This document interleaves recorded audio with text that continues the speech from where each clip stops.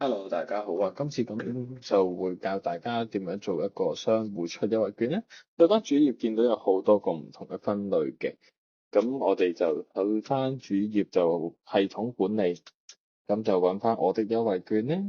咁啊新增一張新嘅優惠券，揀翻你想要嘅優惠券，打翻個標題，揀翻你張優惠券嘅嗰啲確實嘅日期啦，簡介翻張優惠券係咩？封面圖咧就會係你張優惠券嘅樣啦。相簿咧，你就可以放好多張唔同關於鋪頭嘅相片嘅。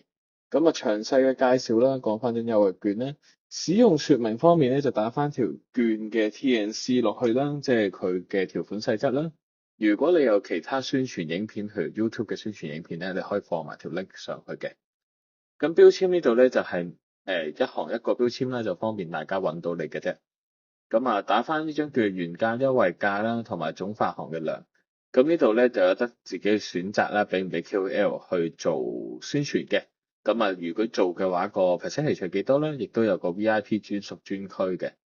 咁開咗之後咧，你就需要 copy 翻個專屬 link 俾你嘅 VIP 咧，搞掂就確定新增就得㗎啦。